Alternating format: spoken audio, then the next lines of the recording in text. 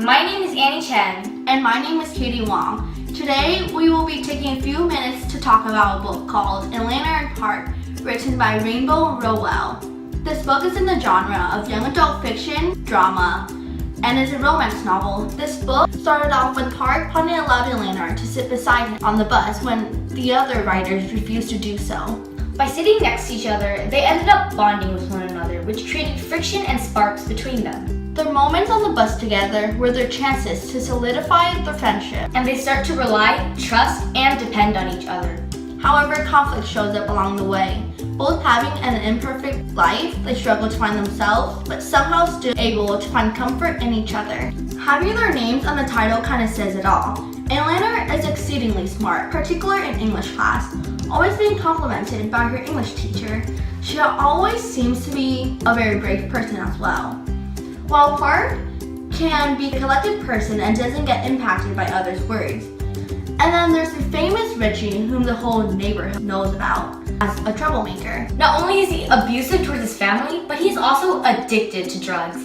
Richie is constantly out of control, causing him to yell every time something doesn't go his way. The plot is on a bit of the typical side, which kind of makes it predictable.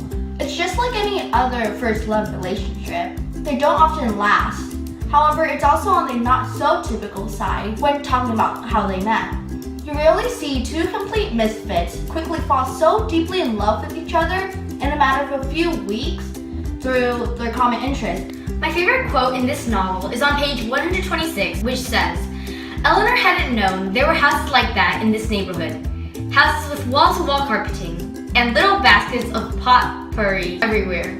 She didn't know there were families like that." So after reading this quote, I realized that with Eleanor being in a state of poverty, she was never really able to look at a different perspective of this world. After Eleanor was able to take a look at Park's house, she finally understood how much of a difference her family was. I can relate to this sometimes. Whenever I go places like San Marino or Acadia, I definitely take a look back at my house and compare it to others around me. While a quote that I favor says, "I can," she said, "life's a bastard." This quote is towards the end of the book, where Elena and Park are about to separate. Park stated that he couldn't believe life would give them each other and then take it away. However, Elena disagrees and says the opposite. Her response tells us a bit of her past. Elena has been doing this her whole life, getting herself into trouble and getting herself out of it. She kind of understands what it's like for something to just disappear from you. She's probably already used to the feeling, and it finally brought her to saying that life's a bastard. After finishing the book, I think the theme has something to do with genders. The character traits of Elena and Park is not to be considered traditional for their genders. Elena decides to wear men's clothes. This caused her to feel more powerful and confident. Meanwhile, Park chooses on the idea of wearing eye makeup. His schoolmates comes to it as cool. And while some may tease him at it, they don't really pay attention. Yeah, I agree, but I also believe that the theme involves racism. At the beginning of the story, you could tell that the kids in Omaha dislike people who were not of their race. As Park was Asian, he deals with people who are unable to accept him for the race that he is. Honestly, I might not recommend this book to a peer. The use of language may be pretty extreme sometimes. It may also be pretty inappropriate for teens, especially for those who do not enjoy reading this kind of language. However, despite this, I believe that everything else in the book is enthralling. I was able to leaf through the book and understand the concept that it was trying to tell readers. Eleanor and Park is a sweet love story which I imagine many people will want to read. I agree. The writing style of this book is very creative. The book is written in Eleanor's and Park's perspective, which gives you more of an idea of what's going on. Also, the romance in the book is unique, but was a bit rushed because before you knew it, the two were noticing each other in class. Then, before the two were even ready, they immediately started to hold hands on the bus. Readers could easily connect their own lives to the lives of the characters. When speaking of first love, they don't often last too long. Yes, and Eleanor and Park could be one of those couples who desire to be together but are forced apart from each other. This can be due to the disagreement of parents, abuse, or the fact that outsiders believe that they are not fit for each other.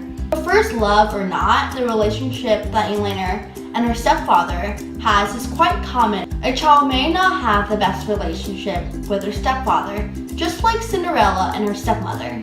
In my opinion, I believe that Eleanor and Park are considered insiders when it comes to them in the real world. They may not fit in extremely well, but that doesn't mean that they do not belong in the place that they are currently living in. When people realize how Eleanor is in a state of poverty and abused by her stepfather, or how Park is so often controlled by his parents, they will start to feel bad for them. There was no sign throughout the book that anyone really felt sorry for them. Well, take Tina and Steve as an example. When Eleanor was going to run away from her family, Tina found her and took her to Steve's house to hide out for a while. Yeah, but they judged her the minute she stepped onto the bus, making her feel uncomfortable from the start. But this allows them to gradually become a part of the community as both start to be accepted by others. Since they are slightly different from the rest of the kids, this doesn't mean that they do not completely belong at all. Then take Elena, for example. She chooses to be smarter and more creative than the other students. She prefers to be herself rather than someone she isn't. While Park can easily blend in, but he's trapped in his own world, occupied by comics and music. He doesn't share the same interests as his friends does, which includes getting involved in social drama. The reason for Elena to act and look the way she does may just all come back to her stepfather, and her choices of clothes is not optional for her, but rather something she has to wear, knowing the fact that she lives under poverty. Yeah, it wasn't Eleanor's decision to live in poverty. And if he was more of a caring stepdad, he would have cared more about Elena and her health. Of course, she would also want to live in a wealthy family with people who actually cared about her.